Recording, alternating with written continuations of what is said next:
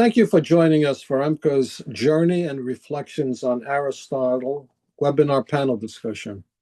My name is Katsos, President of the East Mediterranean Business Culture Alliance, and I have the pleasure of moderating today's conversation. We are honored to be joined by an exceptional and multidisciplinary panel with Stelios Valianos, the Mayor of the Municipality of Aristotle, Maria Pappa, Marketing Manager for Tourism and Consultant for the Mayor of Aristotle, Professor Pavlos Kontos of the University of Patras, co-editor of the New Aristotle Complete Works, and Professor Stasinos Stavrianeas of the Hellenic Open University. Together, they will bring perspectives that bridge philosophy, history, place, culture, and contemporary relevance. Our discussion will begin with the modern municipality of Aristotle in the Hellenic Republic, set within striking natural beauty of Chalkidiki. This is not merely a geographical region, but a formative landscape where Aristotle first encountered the natural world and began observing its patterns, causes, and purposes. From the ruins of ancient Stagira to the surrounding forests, mountains, and coastline, the environment itself shaped his earliest reflections on nature, life, and knowledgeable today. Today, the region also has embraced this inheritance in a dynamic and forward-looking way. Places such as Aristotle's Grove transform philosophical ideas into hands-on experiences, while archaeological sites, ancient routes, cultural festivals, and extensive hiking and cycling paths allow visitors to encounter Aristotle not as a historical figure, but as a living presence. The proximity of Mount Athos further enriches the region with its spiritual and intellectual depth, creating a rare setting where classical philosophy, natural beauty, and contemporary cultural life coexist seamlessly. We will also, in the discussion, turn our attention to Aristotle himself and the enduring scope of his achievements. Aristotle has been described by MIT as, quote, the most influential personality in history, a remarkable statement that reflects the breadth of his impact. His thought continues to anchor Western logic, ethics, political theory, metaphysics, biology, and the scientific method. Few figures have shaped so many disciplines so profoundly or have remained so relevant across more than 2 millennia. Aristotle did not merely ask questions, he established frameworks for asking them rigorously, grounding abstract reasoning in observation, experiences, and purpose. Central to this exploration will be the monumental new 2-volume edition of Aristotle's Complete Works, the new English language translation of the full Aristotelian corpus since 1954. Edited by CVC Reeve, Distinguished Professor of Philosophy at the University of North Carolina at Chapel Hill, and Professor Pavlos Kontos of the University of Patras, who is with us today. This work represents a major scholarly milestone. It opens Aristotle anew to scholars, students, and the wider public with unprecedented clarity, precision, and accessibility, ensuring that his voice continues to speak powerfully to the modern world. He will be joined by Professor Stavrianeas in this discussion on Aristotle. Together, our panel will connect a philosopher to the land that shaped him and the world he continues to shape, a journey from ancient Stagira to contemporary thought, from the landscapes of Chalkidiki to the revitalized voice of Aristotle in modern scholarship. We hope you will find this discussion rich, engaging, and illuminating, and one that reminds us why Aristotle remains not only a figure of the past, but a vital presence in our shared intellectual future. We are honored today to have with us Stelios Valianos, the mayor of Aristotelis Municipality, who was born in 1979 and is a permanent resident of Arnea in the Municipality of Aristotle. A graduate of the Law School of Aristotle University of Thessaloniki, he has been practicing law in Chalkidiki since 2004, a period during which was already heavily involved in public affairs through the Arnea Cultural Association, in which he was the vice president and president from 2006 to 2014. During his tenure, among other things, he developed an initiative to build the Arnea Cultural Center. Since 2010, he has been even more active in politics, which led him to run for parliament as a candidate for the New Democracy Party in Chalkidiki. In recent years, he has served as legal advisor to several companies, while successfully practicing law in the areas of civil and criminal law, maintaining offices in Arnea, Paligouros, and Nea Moudania. He has also served as the regional councillor and vice president of the Regional Council of Central Macedonia, an elected member of the Regional Union of Municipalities of Central Macedonia, and a member of the Institutions and Transparency Committee of the Central Union of Municipalities of Greece. Thank you, Stelios, for being with us today. Please, by all means, join us in this discussion. You have to unmute yourself. So thank you, dear Lou. Thank you very much for this invitation. It's a big honor for me to be here between very important people. And I think this discussion in this meeting is coming up after a very important journey that we organized a month ago to New York and meet each other there. And this is a very special moment for me and my colleague Maria. And it was very important that a lot of people there, journalists, of course, the consulate, and have a very good time there, and very important meetings in order to provide and promote our area and its history. So we're very glad to see you again, and I would like to speak in Greek, introducing some things about my area. Please. Ευχαριστώ πολύ λοιπόν για τη σημερινή παρουσία σε αυτό το πάνελ. Εκτιμώ λοιπόν ότι είναι μεγάλη τιμή καταρχήν ότι η γνωριμία μας στη Νέα Υόρκη πριν λίγο καιρό, αγαπητέ μου Λου και οι υπόλοιποι παρευρισκόμενοι, οδηγεί τα πρώτα βήματα αυτής της σημαντικής επίσκεψης εκεί, τα οδηγεί σε μια συνεργασία που φαίνεται ότι ξεκινάει τόσο με την ομογένεια της Νέας Υόρκης και της Αμερικής γενικότερα, αλλά κάνει και τα πρώτα βήματά της αυτή η προσπάθεια για να γνωρίσει ουσιαστικά στην Αμερική, στην Νέα Υόρκη, αυτήν την μοναδική γη, τη γη του Αριστοτέλη, που αν θέλετε χαρακτηρίζεται και σημαδεύεται από δύο παγκόσμιες μοναδικότητες. Η πρώτη είναι αυτή για την οποία συζητάμε. Στον τόπο αυτό γεννήθηκε ο μεγαλύτερος Έλληνας φιλόσοφος όλων των εποχών.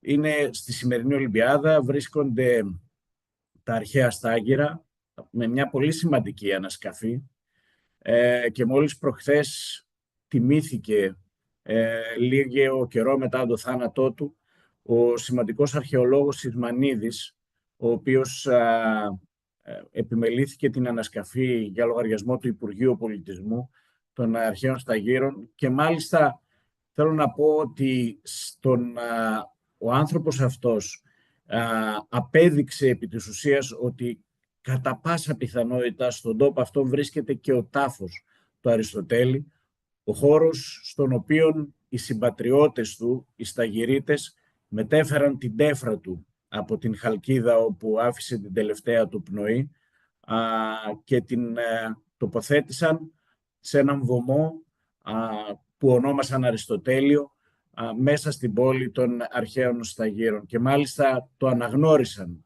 ότι αποτελεί οικιστή της πόλης, δηλαδή ιδρυτή της πόλης, έστω και αν δεν ήταν ιδρυτής, γιατί ήταν αυτός που επέβαλε επί της ουσίας στον βασιλιά Φίλιππο να ξαναχτίσει τα αρχαία Στάγυρα όταν τα είχε καταστρέψει στην πορεία του προς την Άκανθο, ως αντιστάθμισμα προκειμένου να δεχτεί ο Αριστοτέλης να διδάξει τον Αλέξανδρο. Αυτή λοιπόν η σπουδαία ιστορική συγκυρία, επιτρέψτε μου να πω και θα πούμε και άλλα παρακάτω, έρχεται να συμπληρωθεί από μια άλλη μοναδικότητα αυτού του τόπου.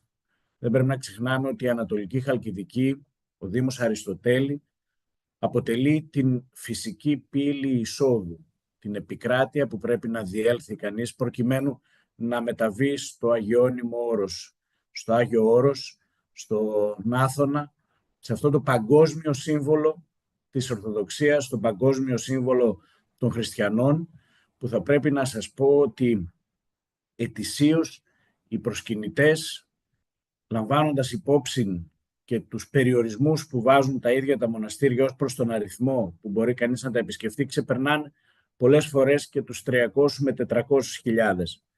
Μιλάμε επομένως για μια περιοχή που έχει δύο πάρα πολύ σημαντικές ιστορικές συγκυρίες να την αγκαλιάζουν, και αν σε αυτό κανείς προσθέσει ότι πρόκειται για έναν μεσογειακό προορισμό με 100 αμμώδεις παραλίες, με 3 καταπράσινα βουνά, με 3 θαλάσσιους κόλπους να βρέχουν την επικράτειά του, με παραλιακούς πανέμορφους οικισμούς αλλά και ορεινούς οικισμούς με μακεδονίτικη αρχιτεκτονική, όπως η Αρναία, και αν λάβει κανείς υπόψη του ότι σε αυτόν τον τόπο υπάρχει μια πολύ ενδιαφέρουσα γαστρονομία, μια πολύ ενδιαφέρουσα λαογραφία, μια πολύ ενδιαφέρουσα σύγχρονη ιστορία, τότε μιλάμε για ένα τόπο που σίγουρα μπορεί να κοιτάξει και να ατενίσει με αισιοδοξία το μέλλον και ως προς την τουριστική του ανάπτυξη, μιας και σε αυτόν τον τόπο, αγαπητοί μου, υπάρχει και κάτι άλλο πολύ σημαντικό. Είναι ένας τόπος που έχει μια πλούσια μεταλλευτική ιστορία, η οποία ξεκινάει από την εποχή του Φιλίππου και του Αλέξανδρου και φτάνει μέχρι την σημερινή εποχή, μιας και στην επικράτειά μας, θα πρέπει να ξέρουν όσοι μας ακούν, ουσιαστικά εξελίσσεται η μεγαλύτερη επένδυση επί ελληνικού εδάφους σε ό,τι αφορά μεταλλεία και εξορίξεις. Νομίζω λοιπόν ότι όλο αυτό το πλέγμα των πραγμάτων και των συγκυριών που υπάρχουν σε αυτόν τον τόπο επιτρέπει στην δημοτική μας αρχή, επιτρέπει σε εμάς που έχουμε μπει στην υπηρεσία αυτού του τόπου να προσπαθήσουμε και να αγωνιστούμε προκειμένου με εξωστρέφεια και με προσεκτικές και επαγγελματικές κινήσεις να συστήσουμε ουσιαστικά την περιοχή αυτή, τα ιστορικά της δεδομένα, τα συγκριτικά της πλεονεκτήματα προς όλο τον κόσμο. Αυτά είναι που μας οδήγησαν τα βήματά μας και στη Νέα Υόρκη και συναντηθήκαμε και γνωριστήκαμε, και εκτιμώ λοιπόν ότι υπάρχει μια πολύ σημαντική προοπτική για αυτόν τον τόπο. Χιλιάδες αριστοτελιστές ομνίουν, ορκίζονται στο όνομα του Αριστοτέλη ανά την Ιφίλιο και θέλουν να πατήσουν το χώμα που γέννησε αυτόν τον άνθρωπο, αυτό το νου, όπως τον έλεγε ο Πλάτωνας. Και εμείς είμαστε εδώ ως Δημοτική Αρχή, πέρα από τα όσα επιτάσσει ο νόμος και οι αρμοδιότητές μας, να φτιάξουμε δηλαδή καλύτερη την καθημερινότητα του πολίτη, είμαστε εδώ για να κοιτάξουμε και οραματικά αυτόν τον τόπο, να κοιτάξουμε μπροστά και να δημιουργήσουμε ένα στέρεο έδαφος, όχι ευτελίζοντας, αν θέλετε, την έννοια Αριστοτέλης και χρησιμοποιώντας την αν θέλετε, πολλές φορές και επιματέω, αλλά πατώντας επάνω σε αυτήν την μοναδική συγκυρία, επάνω σε αυτό το μοναδικό δεδομένο, το ιστορικό, να φωτίσουμε πρωτίστως αυτό, αλλά και όλα τα υπόλοιπα πλεονεκτήματα που έχει ο τόπος μας. Και έτσι φτιάχνουμε μαζί με τους συνεργάτες μας ένα ολοκληρωμένο πρόγραμμα προβολής του τόπου. Ο αγαπητός μου Λου είχε την δυνατότητα να δει την παρουσίαση στο προξενείο της Ελλάδας στη Νέα Υόρκη και δεν θα ξεχάσω πόσο θάρρος μου έδωσε και πόσο επιβεβαίωσε τις προσπάθειές μας η θέρμη, η ζεστασιά με την οποία τοποθετήθηκε σε εκείνη την συνάντηση, η ζεστασιά με την οποία μίλησε για την προσπάθεια που κάνει ο Δήμος Αριστοτέλη να αναδείξει τα συγκριτικά πλεονεκτήματα.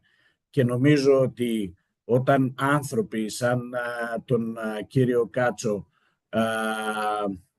τοποθετούνται με αυτόν τον τρόπο, τότε και εμείς πιστεύουμε και αρχίζουμε να πιστεύουμε ότι κάτι κάνουμε καλά, μιας και είναι ένας άνθρωπος με σπουδαία εμπειρία, με πολλά ανοίγματα στον κόσμο, με ματιά απέναντι στα πράγματα, και από αυτή τη θέση και ολοκληρώνοντας έτσι την πρώτη μου τοποθέτηση, να τον ευχαριστήσω για άλλη μια φορά, όπως και τους υπόλοιπους συνομιλητές που βρισκόμαστε σήμερα σε αυτή την παρέα.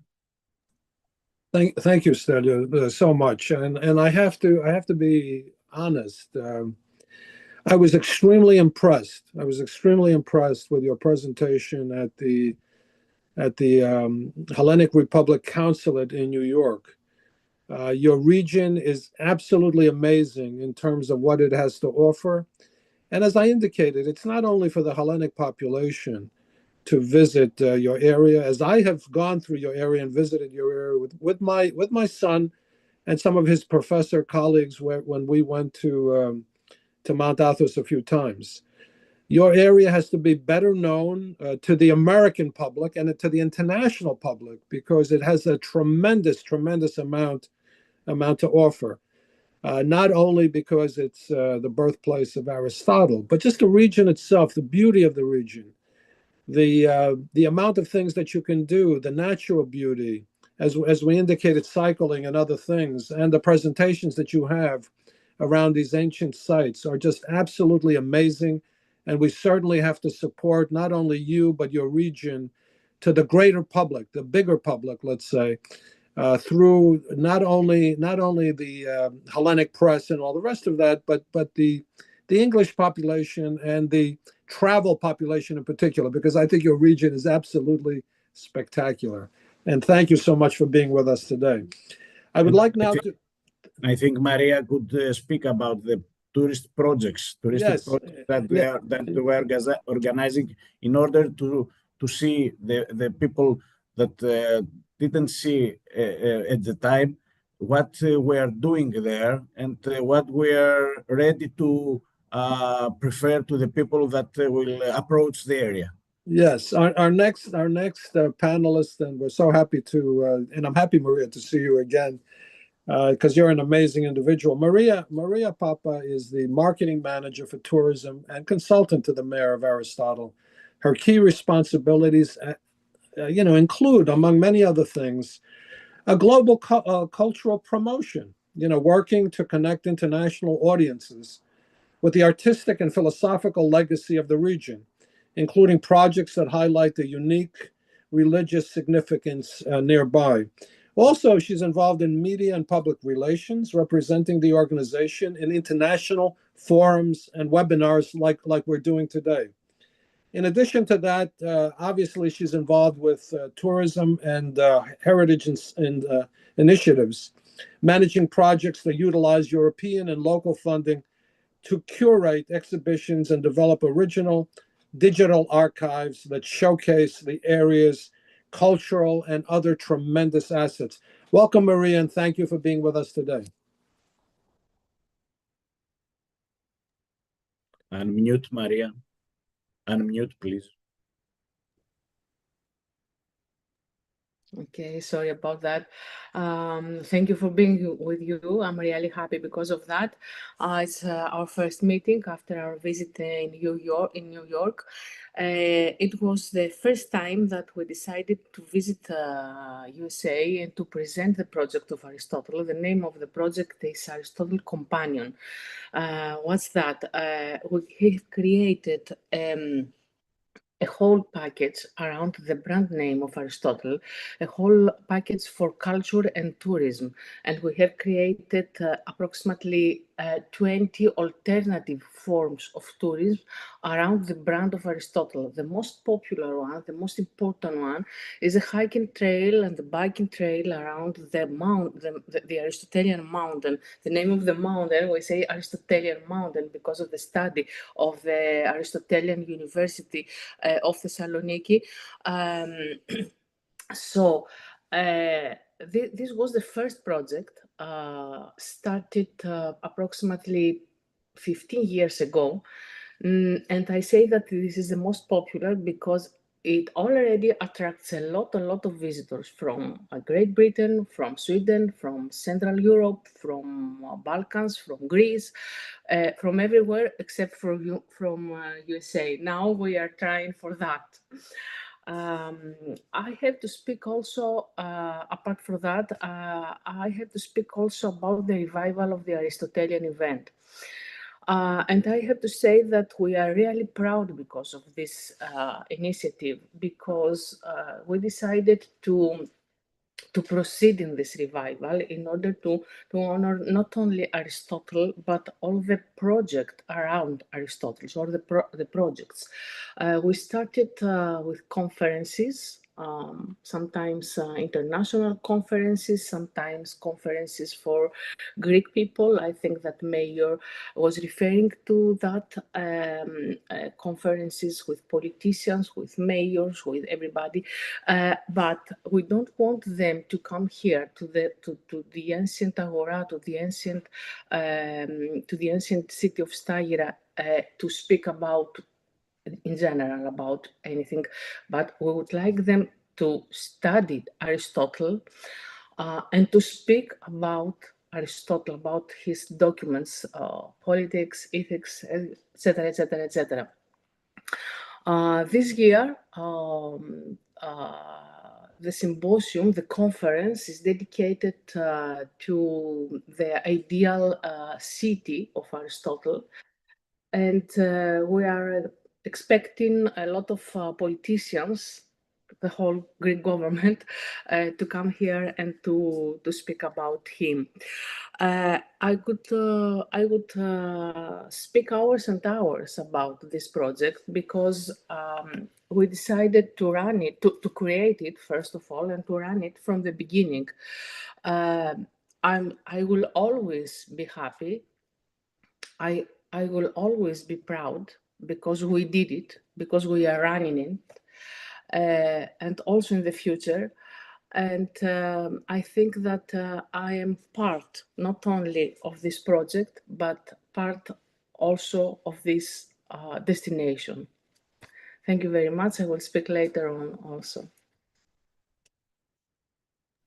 Thank you, Maria. Thank you for that. And again, it's a pleasure to see you here in this particular dialogue, because you made a fantastic presentation, certainly on the region, with all the different things that all the different aspects of the region. We're going to take now a dive into Aristotle himself. Our first panelist will be Pavlos Kontos. Pavlos is a professor of philosophy at the University of Patras in the Hellenic Republic. His work focuses on Aristotle's practical philosophy and phenomenology, and some of his recent publications include Introduction to Aristotle's Nicomachean Ethics, Aristotle on the Scope of Practical Reason, and Evil in Aristotle, from the Cambridge University Press in 2018. He is the co-author, alongside of CDC Reeve, of Aristotle, the Complete Works, which came out recently. And his research has received support from various institutions, including the Humboldt Foundation, the Onassis Foundation, in the USA, the National Humanities Center at North Carolina, the Stanford Humanities Center, and the operational program Human Resources Development Education and Lifelong Learning, co-financed by the Hellenic Republic and the European Union. He is highly active in offering free online courses in collaboration with the program Mathisis of the University of Crete, as well as promoting public philosophy more broadly. Thank you, Pavlo, for being with us today and sharing with us the fantastic work that you have done on Aristotle. Dear Lou, many thanks for the invitation and for the generous introduction. It's a real pleasure to join the panel today and a wonderful opportunity to engage with the Greek diaspora. Let me start with a pretty common question. Why should we care about what Aristotle or Plato wrote 2,500 years ago? Why not turn our attention only to the present? This frequently repeated question rests on two misunderstandings. First, we don't often stop to realize that what we call Aristotle's philosophy refers to more than 2,000 years of interpretation and scholarship built around Aristotle's works. In that sense, there is not just one Aristotle. There is, for instance, a Byzantine Aristotle, an Arab Aristotle, a medieval Aristotle, a 19th century German Aristotle, and probably our contemporary Aristotle. These are all quite different figures, because each era receives, interprets, and reworks Aristotelian ideas in its own way. Every age, whether consciously or not, asks Aristotle different questions, because every age is grappling with new problems or revisit old ones from a new perspective.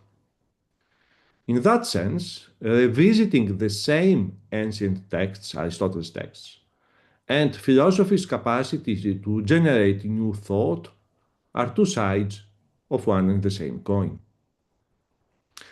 Second, we don't often stop to realize either that by necessity, our contemporary way of thinking is not our own arbitrary creation.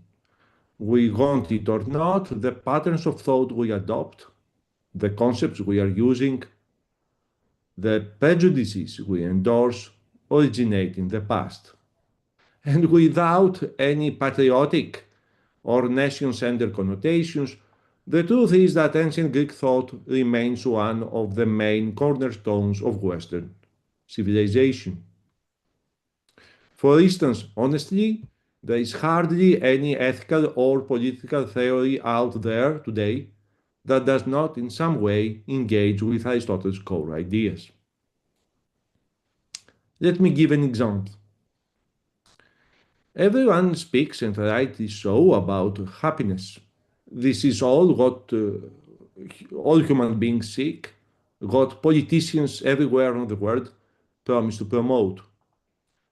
But do we really have a clear view on what happiness is?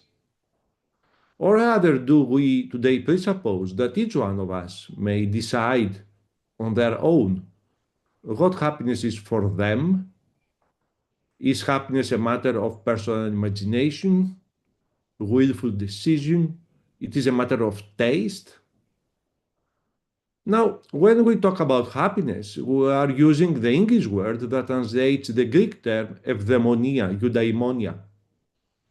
But here is the catch. These two words don't exactly mean the same thing. In English, happiness usually points to something subjective. It's about personal feelings or one's own sense of what makes life meaningful. For Aristotle, though, eudaimonia, eudaimonia, is not about a feeling, it's not a mood. It's an activity of the soul. It's about the objective quality of the kinds of activities you engage in.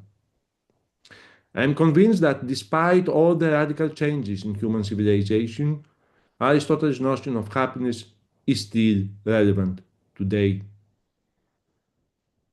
Far it be for me, however, any intention to draw a hagiography of Aristotle. We should not ignore the darker parts of Aristotle's philosophy, mainly defending slavery and maintaining the inferiority of women. These are dark from our modern perspective, though back in his day, these views reflected the everyday consensus. That does not justify them, of course. A couple of points, however, on this. First, it's a bit presumptuous or even hypocritical to attack Aristotle today for positions that took Western civilization centuries to move past. Think of slavery in the United States, which led to a civil war, and the ongoing struggle to uproot racism even today. Second, the good news, the very good news, is that these dark parts can be removed from Aristotle's philosophy without harming the main core of his thought. Aristotle was simply a human being devoted to the pursuit of scientific truth. He was neither a god on earth nor some eternal authority, because in reality, no such thing exists at all. There are dark parts everywhere in the history of philosophy. There are dark parts in Kant's philosophy too, and even darker ones in the writings of many well-known philosophers of the 20th century. In line with the previous topic, there has recently been, especially in the United States, a movement against ancient Greek and Roman philosophy on the ground that an exclusive focus on these traditions is a symptom of European white monopoly. The idea behind this movement is that appeals to the Greco-Roman past are used both to legitimate misogynistic ideals and to bolster racist theorists and calls for the protection of white cultural dominance. I believe that these objections are largely groundless. They conflate the Greek tradition itself with its later reception, the political uses and abuses of the Greek past, an unjustified contempt for African and Asian traditions, and even the occasional responsibility of African and Asian intellectuals themselves for misrepresenting their own traditions. There is, in my view, considerable hypocrisy in these debates. It seems that those who shape the education system and control its political and financial dimensions seek to shift responsibility away from themselves and onto ancient cultures. No such argument can ever dispute the fact that ancient Greek philosophy, literature, theater, science, that everything is written in a language which keeps being alive, both in its oral and written forms, without any interruption for almost 3,000 years. Contemporary world has very few sources of that sort to draw on. Be that as it may, from our perspective, I mean the perspective of Greek scholars or members of the Greek diaspora, such criticism miss their target.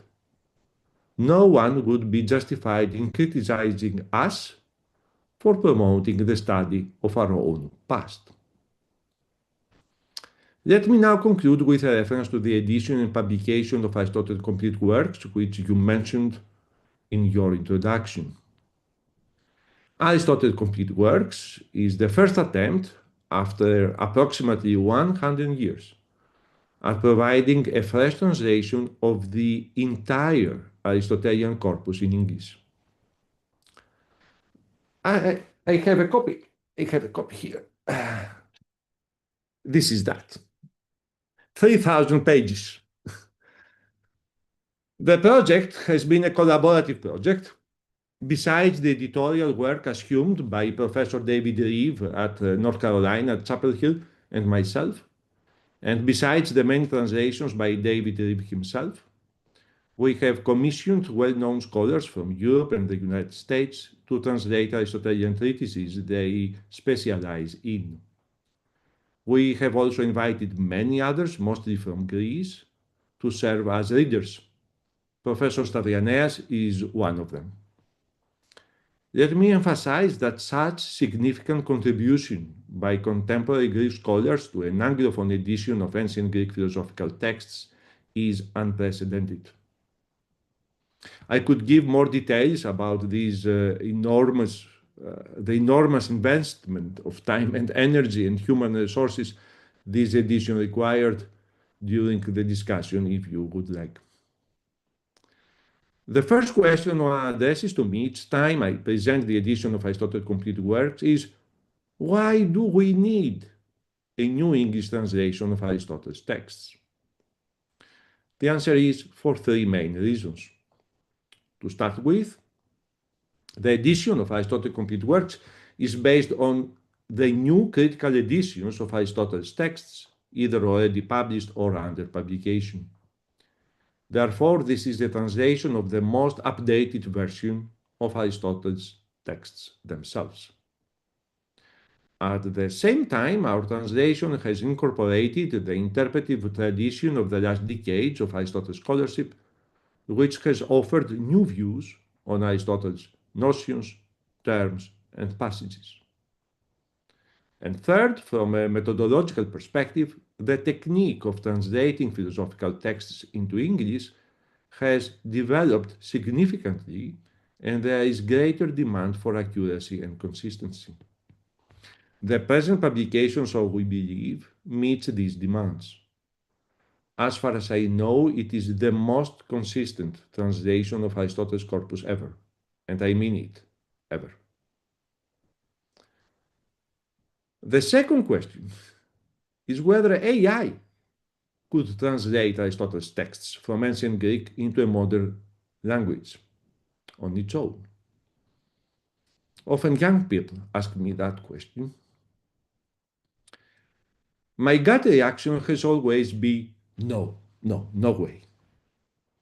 But out of curiosity, I asked the AI itself, and it actually agreed.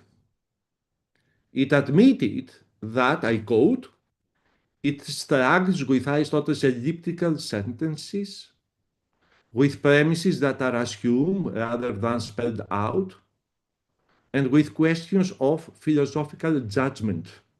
For example, whether a term should be read as causal or explanatory, literal or metaphorical, technical or ordinary.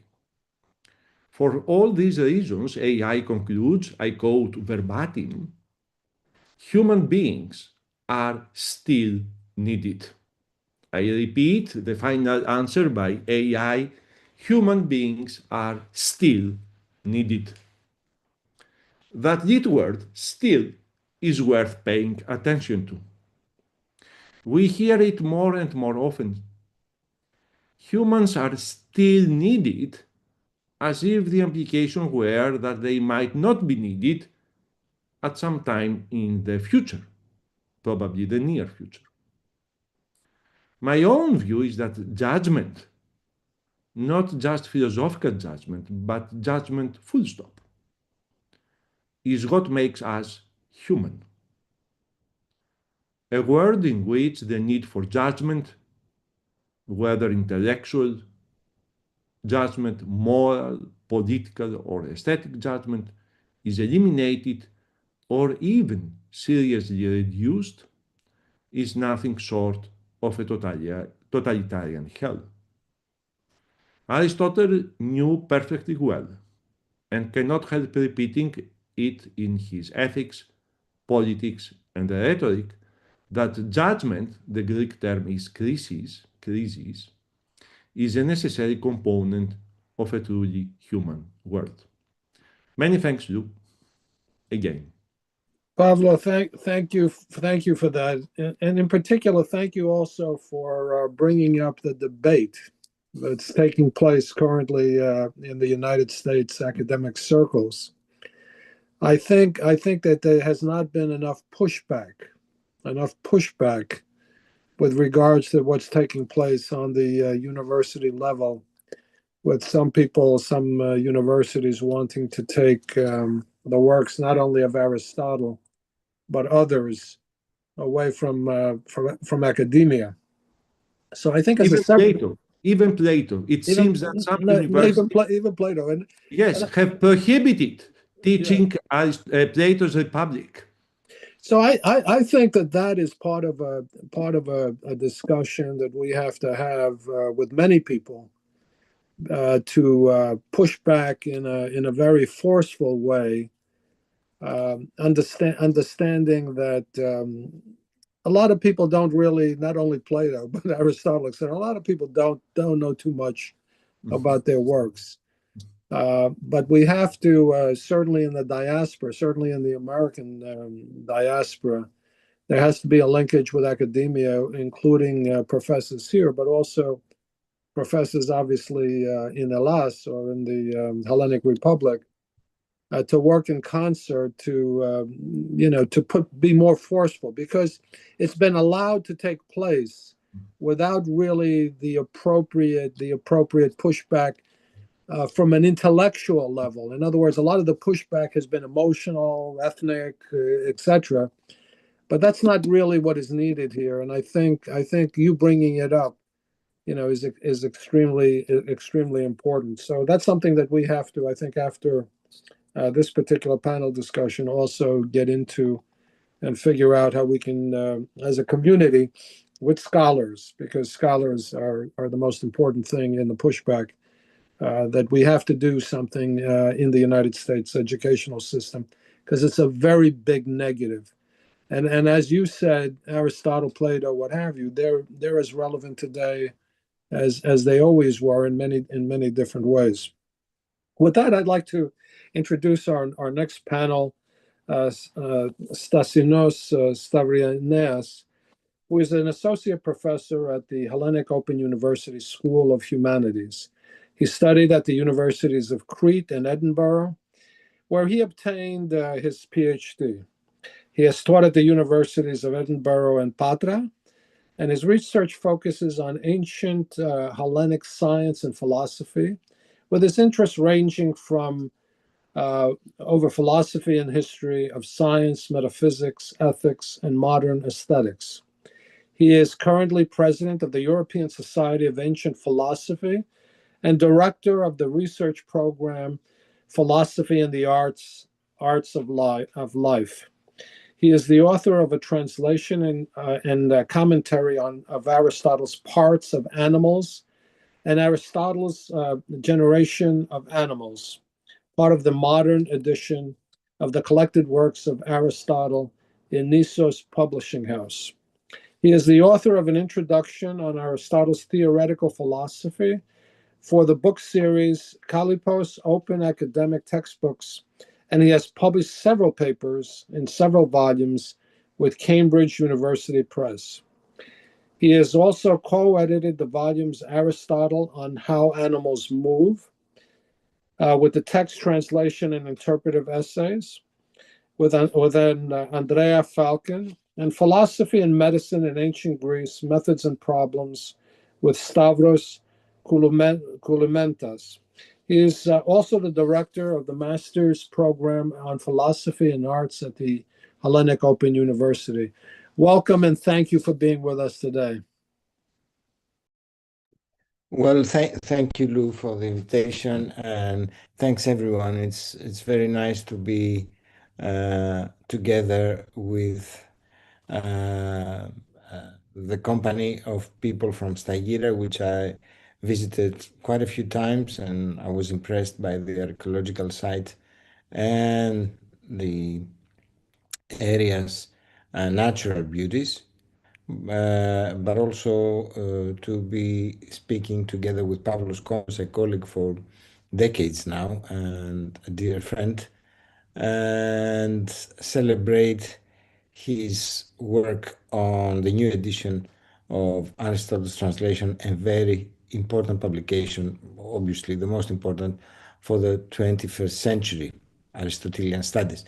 Well, I want to say a few things about the nature of the texts of Aristotle's, and also add a few things about his legacy and his importance today on top of what Pavlos already mentioned and commented on.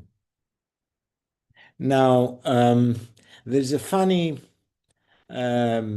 contrast between Socrates, Plato, and Aristotle and their works. I mean, for Socrates, we don't have no works. He didn't write anything, and possibly because he thought that a philosophy was a one-to-one enterprise that couldn't go into a book that would be read universally, okay?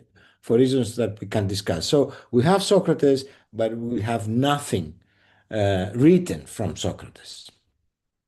With Plato, situation is a little bit better. We have all of his dialogues, but he doesn't ever appear in his dialogues.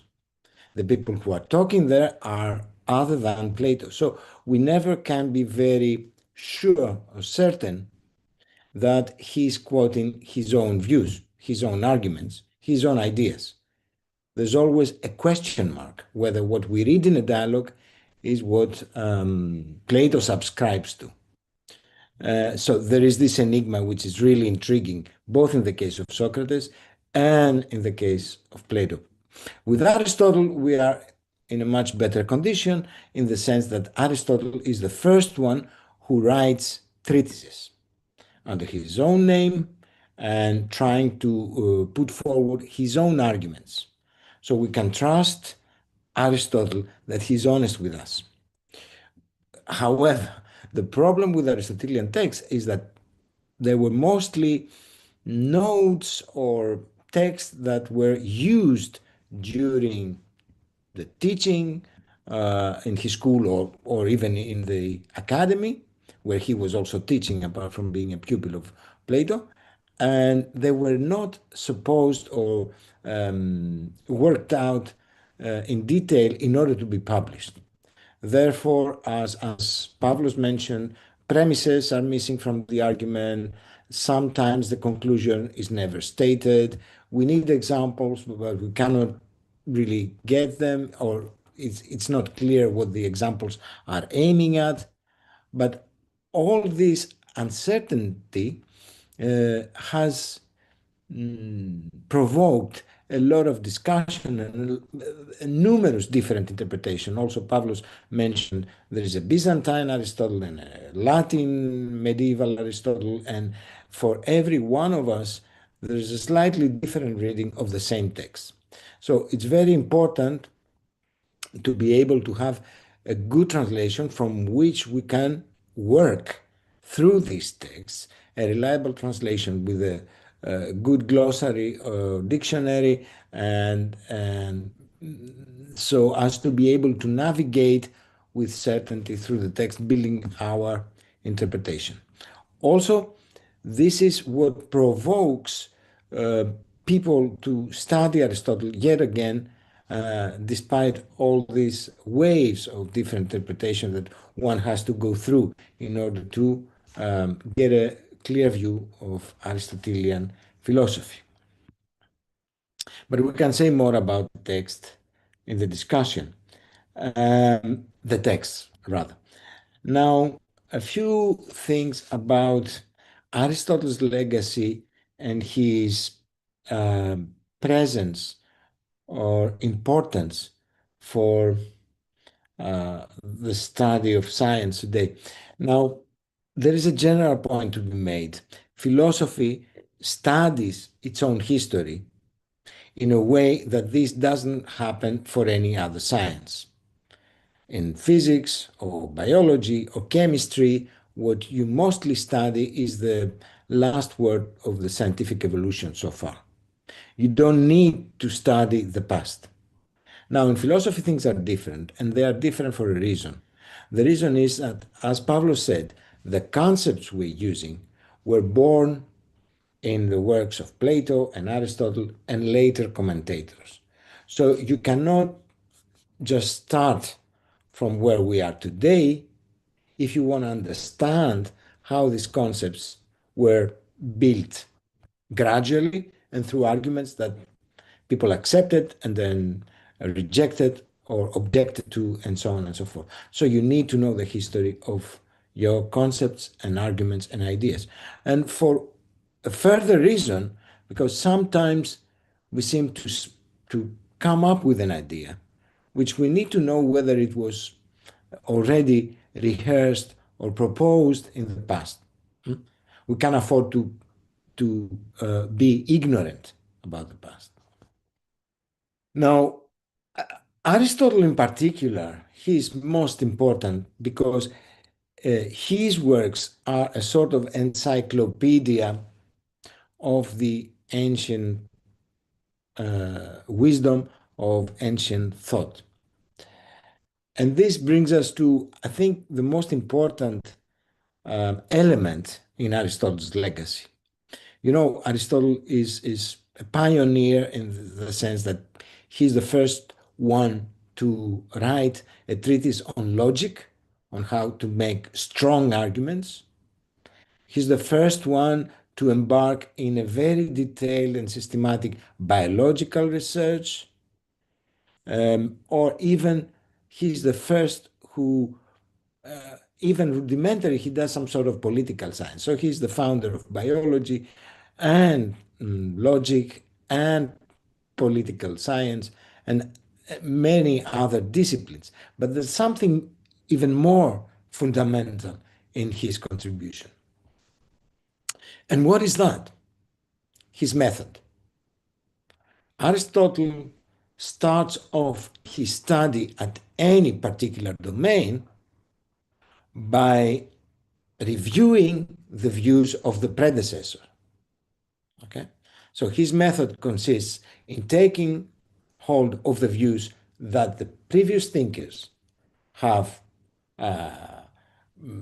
provided or supported, the pre-Socratics and Socrates and Plato, and not just quote them or mention them, but somehow making out of them a schema, a classification of the possible answers to the philosophical puzzle or to the philosophical question.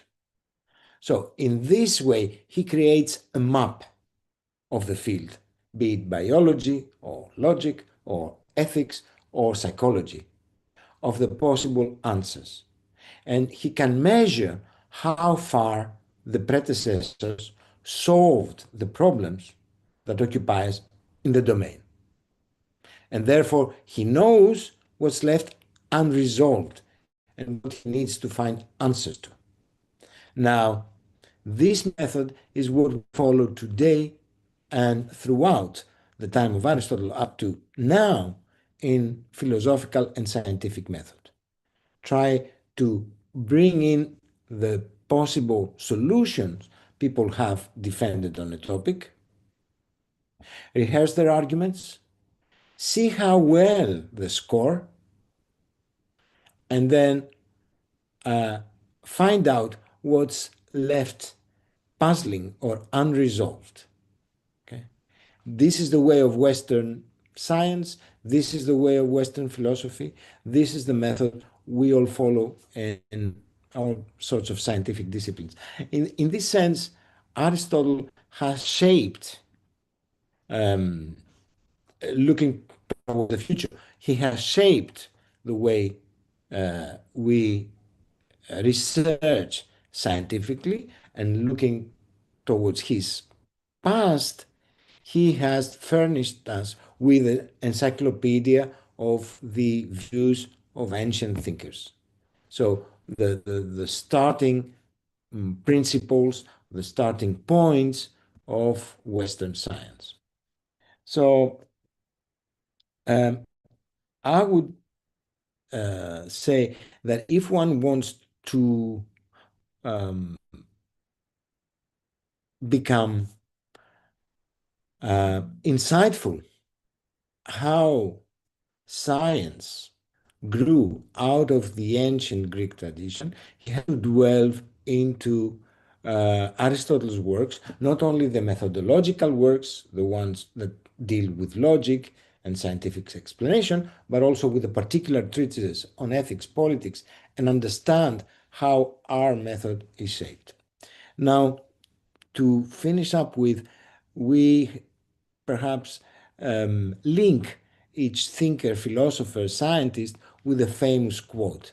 What is the quote with which would be most characteristic to link up Aristotle?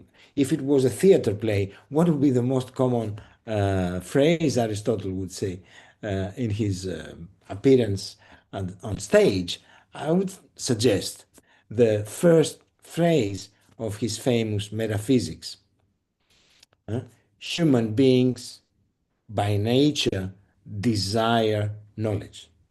What can make us happy, and Pavlos touched upon happiness in the sense of eudaimonia, what most of all can make one happy is the satisfaction of his or her desire to understand the world around him or her, and understand the inner world as well. So with this idea, I'll stop, and maybe we can talk about more. Thank you for that presentation. In particular, with the final suggestion about human beings, desire to understand. It seems, just going back to what Stelios was also talking about, is that there's a desire not to understand anything. Okay, that's the way it seems. Thank you for that. That was a great explanation, of leading up to our dialogue on Aristotle. But the desire to understand is, that's a very important concept, and it's a great way to segue into our open discussion. We'll have an open discussion, and everyone certainly can voice anything that they want with regards to what was discussed. So, Stelios, I'll start with you. Please. Any thought you have on what was discussed? You want to bring up questions to any of the panelists? Please do. This that I could add in the discussion is our visual thought about establishing a center for Aristotle nearby his birthplace at Stagira. All these important thoughts, I think, that could go together in a center, and convention center, that can have in the center of it the thought of Aristotle. Περνώντας στα ελληνικά, θα σας έλεγα ότι είναι ένα μια οραματική σκέψη εκεί σε εμάς στον Δήμο Αριστοτέλη, πώς θα μπορούσαμε να καταφέρουμε να φτιάξουμε ένα κέντρο αριστοτελικών μελετών, ένα Ινστιτούτο που θα υμνούσε ουσιαστικά την ιστορία και τη σκέψη του Αριστοτέλη, και μάλιστα σε έναν τόπο που ακριβώς έχει την ενέργεια και την άβρα της γενέτειράς του. Κάπου δηλαδή εκεί κοντά και απέναντι από τα αρχαία Στάγυρα, πώς θα μπορούσε να στηθεί ένα τέτοιο κέντρο. Ως Δημοτική Αρχή θα σας έλεγα ότι έχουμε κάνει τα πρώτα βήματα σε αυτό το ζήτημα. Δεν είναι βέβαια δικιά μας η πρώτη σκέψη, είναι μια σκέψη που υπάρχει εκεί και ακούστηκε για πρώτη φορά από την περίοδο των ανασκαφών των αρχαίων Σταγύρων, Εμείς έχουμε αυτό το διάστημα παραγγείλει μια pre-feasibility study, μια μελέτη, μια προμελέτη, η οποία θα απαντήσει επάνω σε πολλά ερωτήματα.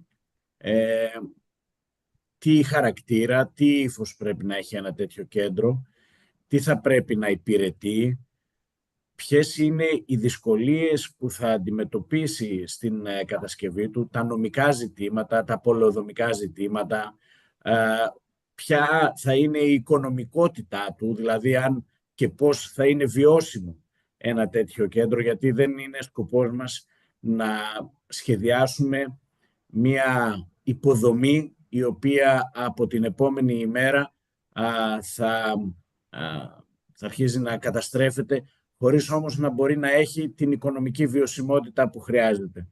Αν λοιπόν θα ήθελα να προσθέσω κάτι ακόμα σε αυτήν την συνάντηση, θα ήταν αυτό, ότι εμείς ξεκινήσαμε αυτήν την σημαντική πρωτοβουλία, η οποία δεν μπορεί να μείνει ούτε μόνο στις δικές μας πλάτες, δεν μπορεί να τρέξει μόνο από τις δικές μας πλάτες.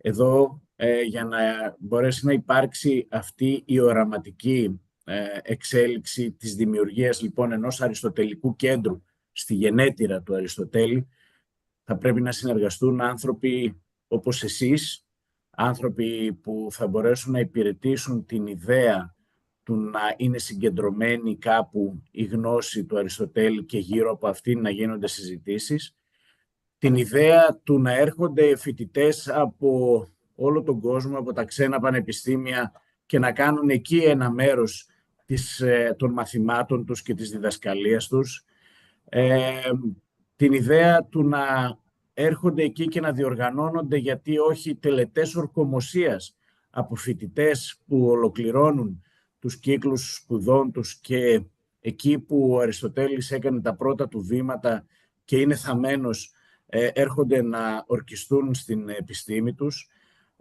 και ένας τόπος που η συζήτηση θα είναι ανοιχτή μέσα από φόρουμ, μέσα από διάλογο, μέσα από εκδηλώσεις, μέσα από βιβλιοθήκες, από προβολές, για να μπορέσουμε να διαιωνίσουμε αυτήν την ιδέα, να μπορέσουμε να διατηρήσουμε την ιστορία ζωντανή του Αριστοτέλη, την σοφία και τη φιλοσοφία του, και γιατί όχι εκεί, στην επαρχία, δίπλα φυσικά και με τη συνεργασία των κέντρων που ήδη ασχολούνται με αυτό που σας περιγράφω, τα πανεπιστήμια μας, πρώτα απ' όλα το Αριστοτέλειο Πανεπιστήμιο, όλα τα υπόλοιπα πανεπιστήμια που έχουν έδρες αριστοτελικών μελετών, και ναι, αυτό είναι το μεγάλο όραμα της περιοχής, και σίγουρα είμαι βέβαιος ότι αν όλο αυτό που σήμερα φαντάζει μια πληθωρική σκέψη, την οριοθετήσουμε στους στόχους της και καταφέρουμε να αποδείξουμε στους εαυτούς μας πρώτα ότι αυτό μπορεί να γίνει και να είναι βιώσιμο, είναι σίγουρο ότι θα απευθυνθούμε σε όλους εσάς, θα απευθυνθούμε στους ανθρώπους της Ομογένειας, θα απευθυνθούμε σε όλους τους ανθρώπους που έχουν αφιερώσει τη ζωή τους επάνω στην φιλοσοφία του Αριστοτέλη και έχουν τις αντίστοιχες γνωριμίες και σχέσεις με πανεπιστήμια, με επιχειρηματικούς κύκλους, με ανθρώπους που μπορούν να βοηθήσουν και να γίνουν οι ευεργέτες μιας τέτοιας εξέλιξης και διαδικασίας, και τότε ναι, θα έχουμε φτιάξει όλοι μαζί κάτι, ένα λιθαράκι για όλο αυτό που θαυμάζουμε και που έλαχε στις δικές μας μικρές πλάτες να το υπηρετούμε ως τοπική αρχή. Με αυτό εγώ θα ήθελα να συμπληρώσω την κουβέντα μου, και γιατί όχι να μην υπάρξει και μια από την πλευρά σας πρώτη αντίδραση του πώς θα μπορούσε να είναι αυτό, και μιλώντας σε ανθρώπους που έχουν στα χέρια τους και την οικονομία και την επιστήμη, πώς θα μπορούσε κανείς να σκεφτεί επάνω σε αυτό το ζήτημα. Stelios and Stasinos, what are your thoughts about what was just discussed? Obviously, there are, I would imagine, hundreds of intellectuals, professors, etc., who teach some of the subjects we're talking about regarding Aristotle, not only in the U.S. but universities all over the world.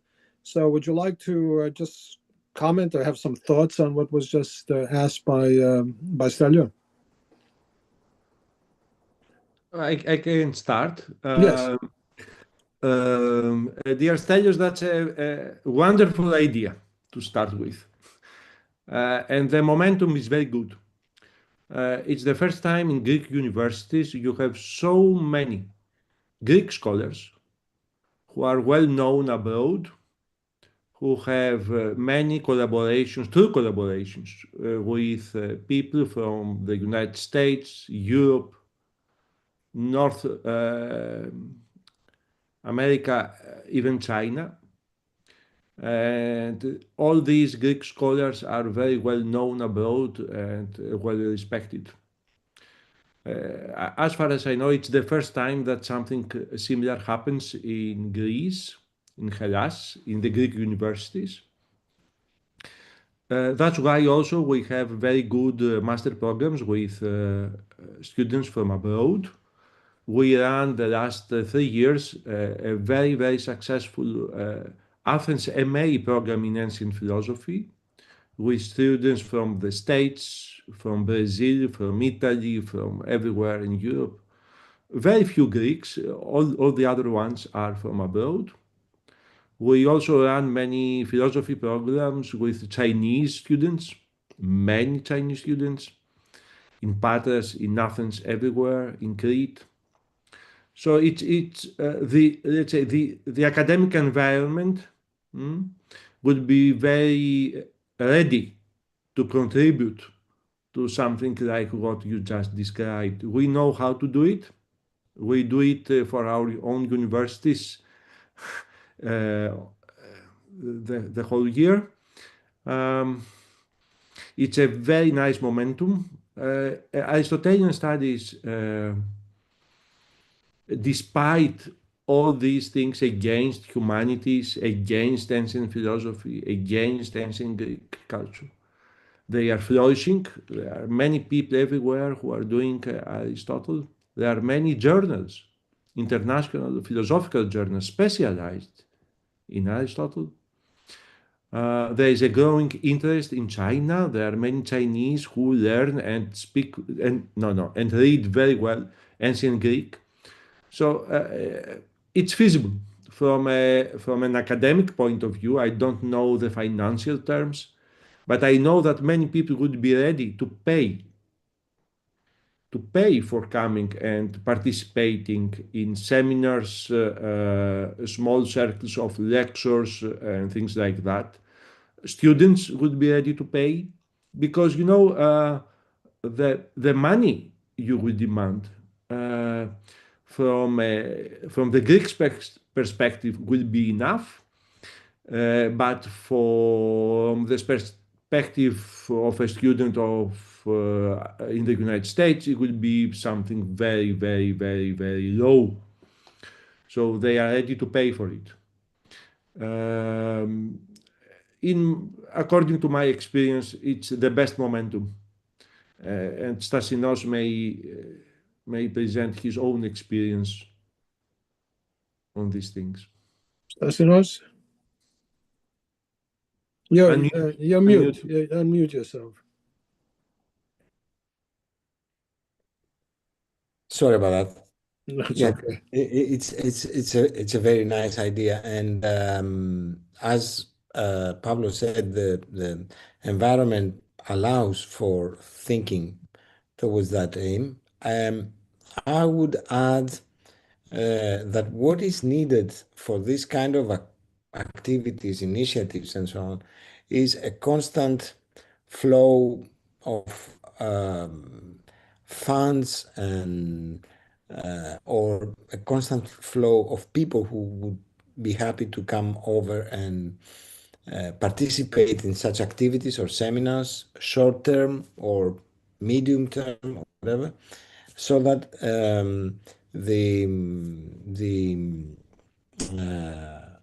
such project can survive. I want to offer two negative examples, if I may. The one is in Plato's Academy in Athens. That's a very nice place, a very nice park. They built a few years back a small museum, but they didn't secure, I think, the funds for some sort of activity or continuation of this museum. The result is that nobody knows it. It's not advertised well. Very few people visit it. And I go there regularly with my students, and they're amazed and everything. But, the whole thing just um, somehow didn't go very well. And the other thing is, I myself organized a summer school with American students, and that went very well in every respect. But, for instance, I cannot spend time advertising the summer school and trying to find students and do all this networking. So I can, for instance, and I did organize the teachers and the academics and the curricula and everything. But the thing that has to do with secretarial preparation of all the activities is something an academic teacher doesn't have the time to do. And so there are different, what I'm saying is there are different aspects of such a project, and both the academic and the bureaucratic and the managerial and the advertisement. So if you can coordinate all these facets, as it were, then, and you have a brand name, the Stagira is the birthplace of Aristotle, a wonderful archaeological site, natural beauty around, and so the prospects looking good. One more thing I want to add is that thankfully, luckily, Aristotle has touched on every domain, every discipline, every corner of human knowledge. So if you want to start up a course on politics or on chemistry or biology or astronomy, Aristotle gives you enough material to go on doing something towards it. And I will be happy to talk more about it if we have a chance in person or whatever. I will be very happy to talk to you. The way I see it is obviously there's a financial component, and a lot of the financial component has to do with building a structure, let's say, whether it's a museum that's beyond the museum that does also research, etc., but a place, a physical place. And then, as you indicated, there has to be a staff that can devote themselves to reaching out to all the potential, whether it's professors, lecturers, researchers, etc., people who have the Aristotle magazines, writings, etc., and set up a continual program of activities, as you say, of activities that people can participate in, either physically or online. But that requires administrative people to be there and people who understand the subject matter. Okay, I think it could be very successful if done properly, and it requires obviously research to put it together, but also requires money, and in particular requires individuals to do this on a full-time basis, because this cannot be a part-time basis. What you discussed in Athens was something obviously that they created something and they never followed through. But yes, they didn't secure its maintenance. They didn't secure its maintenance. They didn't secure its publicity. No one knows about it. I assume not even in Athens do they know about it. And maybe somebody could look it up. So that's what's required, and that requires active people who are intense. And I think it could be super successful if you had the right elements to put together. As a matter of fact, thinking about the one you mentioned in Athens, I think that could be successful also. But apparently somebody, what we say here in America, dropped the ball. You know, they blew it. They blew it, as we say. Maria, how many people actually come through Stagira during a year, just as a curiosity, in terms of tourists? Do you know? Yes, I know. And I have to say that I'm very proud of this number, because when we started, it was zero. Believe it or not. The archaeologist in charge told me that last summer we had approximately 300,000 people. Wow. Oh, wow. Including the trekkers, because it's also a trekking area. No, that's fantastic. So Stelios, what about what we just discussed? In other words, you had mentioned that that you're looking for funds or whatever to do something physical in terms of a building, in terms of a museum, and maybe set up a think tank around Aristotle. Αν με ρωτάς αν το πρόβλημα είναι τα οικονομικά, νομίζω ότι αυτή τη στιγμή στην Ελλάδα, για να φτάσει να κατασκευαστεί ένα τέτοιο δημόσιο έργο, οι μελέτες που θα πρέπει να απαιτηθούν και οι αδειοδοτήσεις που θα πρέπει να ληφθούν είναι τέτοιες που δεν σου επιτρέπουν ακόμα να σκεφτείς το οικονομικό ζήτημα, αλλά πολύ περισσότερο να λύσεις το γραφειοκρατικό ζήτημα της αδειοδότησης του έργου αυτού. Φανταστείτε ότι μιλάμε για δόμηση σε εκτός σχεδίου περιοχή, εκτός σχεδίου πόλεως, που θα χρειαστούν τοπικά ρημοτομικά, μας καταλαβαίνουν οι καθηγητές μας, θα χρειαστούν πάρα πολλών ειδών μελέτες από αρχιτεκτονικές, γεωτεχνικές, τέτοιες που εξασφαλίζουν ένα δημόσιο έργο, και όταν πια κανείς θα είναι έτοιμος από όλα αυτά, τότε σίγουρα ή θα πρέπει να έχει ρυθμίσει και να μπορέσει να το χρηματοδοτήσει μόνος του ως Δήμος Αριστοτέλη, είτε θα πρέπει να έχει βρει δωρητές, είτε θα πρέπει να έχει πείσει το κεντρικό κράτος, την πολιτεία, την ελληνική πολιτεία, ότι αυτό το εθνικό θέμα, το εθνικό κεφάλαιο που λέγεται Αριστοτέλης, πρέπει να βρει χρηματοδότηση από κάποιο χρηματοδοτικό πρόγραμμα των εκάστοτε Υπουργείων.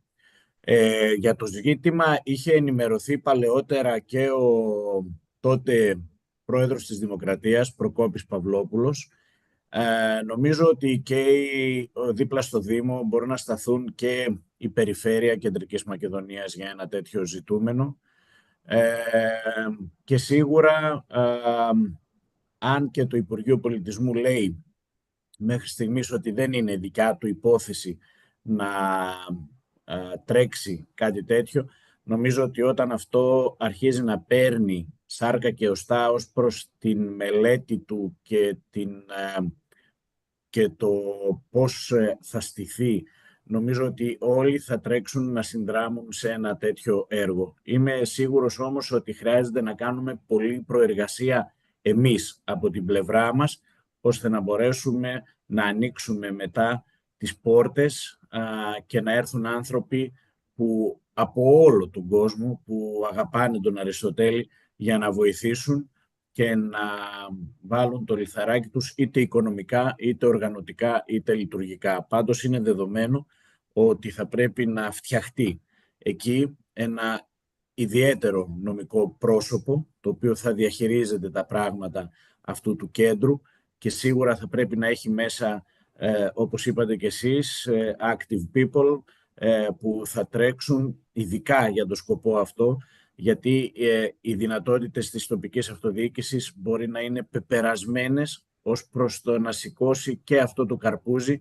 κάτω από τη μασχάλη της σε σχέση και με όλα τα άλλα ζητήματα που τρέχουμε καθημερινά. Είναι δεδομένο ότι είμαστε προσγειωμένοι στην πραγματικότητα. Κάποιοι μας κατηγορούν γιατί ακόμα δεν έχουμε φτιάξει ένα αριστοτελικό κέντρο, νομίζοντας ότι τα πράγματα είναι τόσο εύκολα. Εγώ θέλω να είμαι πιο προσγειωμένος, γιατί αν γίνει κάτι, θα πρέπει να γίνει κάτι που δεν θα καταστραφεί στο προσεχές μέλλον, αλλά θα μπορεί να είναι βιώσιμο.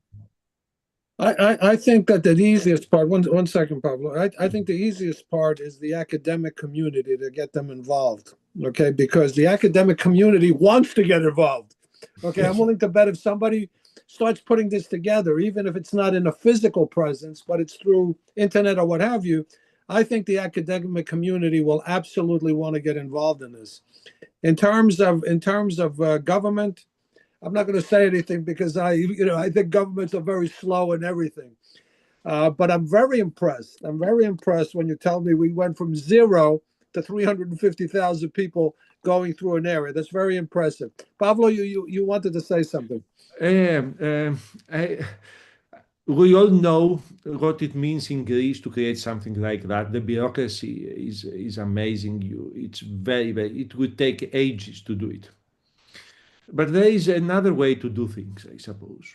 You can create something like a center which would amount to a nice library with the text of Aristotle and the secondary bibliography. You can start with, I don't know, 1,000 volumes, something, to pay online access to a very good library, to have access to Aristotle's text and bibliography, and then have a very nice room for something like 50 people somewhere. And these are easy things to do. They are not very costly. And then you also need 1 or 2 nice hotels around in the area in collaboration with the municipality, offering good prices for people coming for the activities of that center. And then you can create at first, let's say, a center, people interested coming, promoting it. I think, so it's the other way around, not wait till the moment that you will have that building already built, which may not be during your being a major, who knows, in 10 years or 20 years from now. But starting the other way around, preparing the community, creating the community around that center, which is not very much, will not require too high an investment in terms of money, but only in terms of people, human resources, people interested and able to run that center. And then you can find easily funds for that kind of thing and start. Yeah. And I think quite frankly, it could be an economic way to bring in funds, actually, to develop funds to put on the side, let's say, to do something maybe in the future. I think that's absolutely correct. If you have the hotels, if you have places where 50 people or 100 people or what have you can meet, when you're talking about going from 0 to 350, maybe it's going 350 to 700,000 or what have you. Now we're talking about a real scenario. And certainly, like I indicated, I think the academic community is there. I think you can have people, actually, professors with their students come, and the professors themselves can take care of some of the issues, as long as they have arrangements to be made, hotels, restaurants, etc. So this is very interesting. Anyone else want to comment on that before we conclude? Because I know it's late in Greece. It's late in Greece, because you're all in Greece. Would you like to say something? Stasinos, I think you wanted to say something. Yes, please. No. I want to thank you, Lou, first, and everyone here for this warm discussion. And I hope we continue that in Athens or in Stagira or in Patras. Well, I think quite frankly, the thing that we discuss in Athens, maybe we should do a separate thing and maybe push that, because Athens, I mean, that's an embarrassment, actually, when you think about it. But a lot of the ancient sites, I hate to say this, in Hellas are an embarrassment to begin with. The way they have them, the way they're, I don't know, the way they're presented and things of that nature. But that we can have as a separate discussion. So because it's late there, I'd like to just wrap it up. So if we can just say some final words, we'll start with Stelios. Some final thoughts about what we discussed, Stelios. The only I had to add is that there is an open invitation for you to come in the area And why not to organize a meeting with your students for the two professions? Why not? We're able to help in this issue. And of course, we are organizing with Maria a familiar trip, a fam trip and press trip for the people that we met in New York in our last trip, and in order to see with their eyes that iconic we presented them in New York. We are here where we want to come and meet in our area, and it will be very honor for us to be there, your students, and of course, Lou, we are waiting for you as a distinguished guest for us to have the second step of this collaboration. Stelios, I have to be honest. I was very impressed. I was very impressed with what you did with Maria at the consulate. As I indicated, the Hellenic population in America obviously would be interested in going there. But in my mind, the Americans, the travelers, okay, if they knew a little bit more about the area, and I've been to the area, and I'm quite frankly, it's a fascinating area. Great restaurants, great places to stop by, wonderful people, and certainly the archaeological areas that you mentioned are something that I think regular tourists would love to go there, because everyone's looking for something different. Everyone's looking for a quality of life vacation, and I think you have the perfect spot for that. With that, Maria, your some thoughts as we end this discussion. Maria? Yes, I'm here. Your some thoughts. Yes, I'm really happy because we have the same thoughts. I forgot to tell you that we are preparing a special program for the Ministry of Culture with fantastic events for this year for the Aristotelian, for the revival of the Aristotelian events. For me, is very important in the field of culture.